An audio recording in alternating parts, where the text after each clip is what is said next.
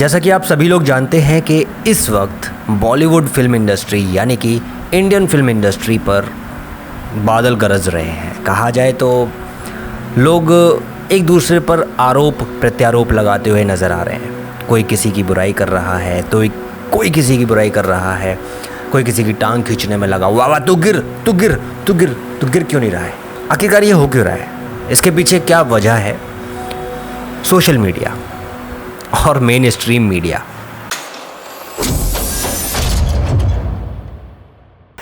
मुद्दा था सिर्फ एक, सबसे बड़ा मुद्दा, यानी कि सुशांत सिंह राजपूत की मौत कैसे हुई, किस तरह से हुई। ठीक है, वो जब मुद्दा उठा, वहाँ से जब मुद्दे का यानी कि पूरा रिसर्च की गई, लोगों ने इसको पॉलिटिकल वे में ले गए, यानी कि ये चीज़ चली गई पॉलिटिक्स में। अब पॉलिटिक्स में क्या होता है आपको तो पता ही है, ये सारी बातें कि पॉलिटिशियंस किस तरह से इस चीज़ को देखेंगे या कैसे करेंगे।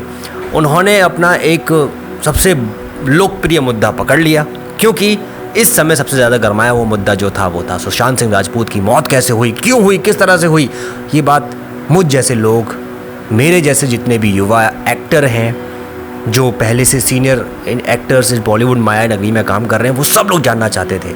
उनको पता था कि इतने धुरंधर एक्टर्स जब लोग इस चीज़ में इन्वॉल्व हो गए हैं, तो क्यों ना हम भी इस चीज़ में इन्वॉल्व हो जाएं। बस इसी चीज़ का फ़ायदा उठाने के लिए बहुत सारे लोगों ने जो सोशल मीडिया प्लेटफॉर्म पर यानी कि यूट्यूब पर कई सारे ऐसे चैनल्स हैं जो कि चल रहे हैं, उस पर इंटरव्यूज़ देना शुरू कर दिया। सुशांत सिंह राजपूत हमारे भैया थे, उनको कैसे मार दिया गया, ऐसे क्यों कर दिया गया। ये सिर्फ दिखावा था भाई, और दिखावा करना जब शुरू किया तो ये इतना फैल गया कि हर कोई, हर सदस्य जो भी पॉलिटिक्स में था, वो इंसान हर अपने सिटी में, हर अपने प्रदेश में, हर जगह पर अपने मीडिया के जो भी उनके टच में मीडिया वाले थे उनसे जाके बात करना शुरू कर दिया। ऐसे करके उनकी जो व्यूअरशिप थी वो सब बढ़ना शुरू हो गई। उनका जो टॉपिक था वो उठना शुरू हो गया, उनका जो ये मुद्दा था वो उठना शुरू हो गया। मुद्दा था कि सुशांत सिंह राजपूत की मौत आखिरकार हुई कैसे। ये मुद्दा अभी तक सॉल्व नहीं हुआ है दोस्तों, ये बात आप बहुत अच्छे से जानते हैं, लेकिन फिर भी इस मुद्दे को गरमाया गया। क्यों? क्योंकि यहाँ पर पब्लिसिटी बहुत मिल रही थी लोगों को। बस यही एक फ़ायदा एक मेन स्ट्रीम मीडिया ने उठाया, और जो सोशल मीडिया के चैनल्स थे उन लोगों ने फ़ायदा उठाया, और बहुत ही ज़्यादा अनाप शनाप चीज़ें होना शुरू हो गई। इसी चीज़ के चलते हमारी Bollywood film industry, Indian film industry का नाम बदनाम किया गया, और अब ज़्यादा किया जा रहा है। कैसे किया जा रहा है ये भी मैं आपको बता देता हूँ। ये मामला जब आखिरकार सुलझा नहीं कि किसने मारा, कैसे मारा, किस तरह से मारा, तो लोगों ने अपनी बातें करना शुरू कर दी कि इस एक्टर ने मारा है या उस एक्टर ने मारा है, इस एक्टर ने मारा है, इसको सज़ा देनी चाहिए, इसको जेल में डाल देना चाहिए। लेकिन कुछ नहीं हुआ। वो आखिरकार जो मामला है वो ड्रग्स पे आके अटक गया। अब जो ड्रग्स है, तो ड्रग्स कहाँ नहीं है मेरे भाई, कहाँ नहीं है? किस चीज़ को कहते हो आप ड्रग्स? जो कि पाकिस्तान और हमारे जो पड़ोसी मुल्क हैं यहाँ से सप्लाई होता है, उस चीज़ को ड्रग्स कहा जाता है, राइट। लेकिन यहाँ पर जब इंडिया में ये चीज़ें आ जाती हैं तो कैसे आ जाती हैं? मुद्दा ये है आखिरकार आ कहाँ से रही हैं यार, ये सब चीज़ें आ कैसे रही हैं? एक तरफ आप कहते हो कि शराब को बंद कर देना चाहिए, दूसरी तरफ आप कहते हो कि नहीं, शराब बंद कैसे हो सकती है? पूरे देश में लॉकडाउन था लेकिन शराब की दुकानें खोली गई थी स्पेशली। क्यों? क्योंकि वहाँ से सबसे ज़्यादा रेवेन्यू आता है। आप समझ नहीं रहे हैं दोस्तों।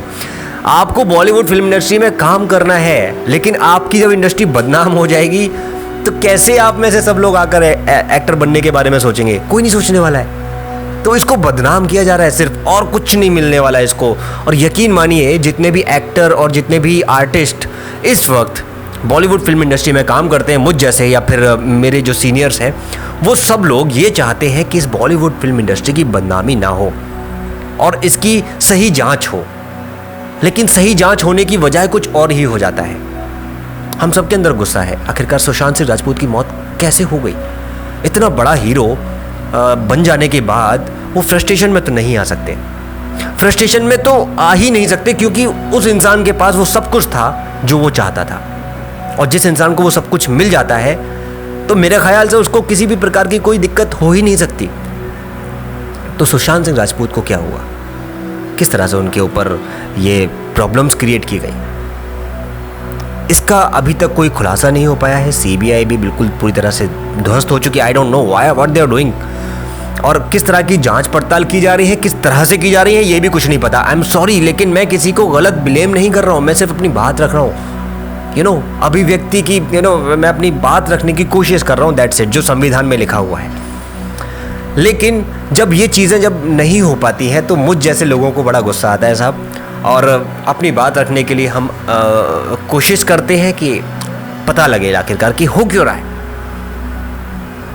मैं आप लोगों से एक बात कहना चाहूँगा दोस्तों, जो भी मुझे देख रहे हैं या देखेंगे, सबसे पहले आप ये सोचिए कि क्या वाकई में ये अभी से होना शुरू हुआ है इस बॉलीवुड फिल्म इंडस्ट्री में? क्या ये इसी साल से होना शुरू हुआ है क्या, लॉकडाउन के बाद से ड्रग्स वगैरह और ये फिर ये जो लांछन लगाना एक दूसरा? नहीं, पहले ये कभी हाईलाइट नहीं किए गए, क्योंकि इन चीज़ों को हाईलाइट नहीं करवाना था, दबा दिया जाता था। लेकिन अब इसको दबाया नहीं जा रहा, बल्कि इसको ओपन किया जा रहा है ताकि फिल्म इंडस्ट्री बदनाम हो जाए और इसके अंदर जो लोग काम करते हैं वो सब बदनाम हो जाए। क्यों भाई, क्यों ऐसा कर रहे हो यार? क्या मिल जाएगा ऐसा करने से आपको? एक और बात, ये जो आप लोग कर रहे हैं ना, इससे कुछ मिलने वाला नहीं है, हैं? बद से बदनाम बुरा होता है। हम लोग बदनाम नहीं होंगे, क्योंकि सबसे बड़ी इंडस्ट्री है अपनी, जो कि इतने सारे युवाओं को, मेरे ख्याल से अगर मैं बात करूं तो 5 लाख से ज़्यादा लोगों को रोजगार देती है ये इंडस्ट्री। आपको पता है, बॉलीवुड फिल्म इंडस्ट्री, एक रिसर्च के अनुसार ये पता लगाया गया है कि रोज़ 5 लाख से ज़्यादा लोगों को डायरेक्ट फ़ायदा मिलता है और इनडायरेक्ट 5 मिलियन, मतलब 50 लाख। सीधे सीधे बात है कि यदि आप इस बॉलीवुड फिल्म इंडस्ट्री में आना चाहते हैं तो भैया इसकी बदनामी करना छोड़ दो, और जो कर रहा है उसको समझाओ कि भाई आखिरकार तुम किस बेसिस पर हमें बोलने की कोशिश कर रहे हो, ये बताइए। आपको किसी भी चीज़ के बारे में पता ही नहीं है तो आप कैसे बोल सकते हो? याद रखिए दोस्तों कि इस फिल्म इंडस्ट्री में बहुत अच्छा काम होता है, बहुत अच्छे अच्छे लोग भी हैं मुझ जैसे, जो सबकी हेल्प करने की कोशिश करते हैं। यकीन मानकर चलिए, जो कुछ लोग हैं उनकी गंदगी की वजह से आप पूरी इंडियन फिल्म इंडस्ट्री को ब्लेम नहीं कर सकते, और ना करना चाहिए।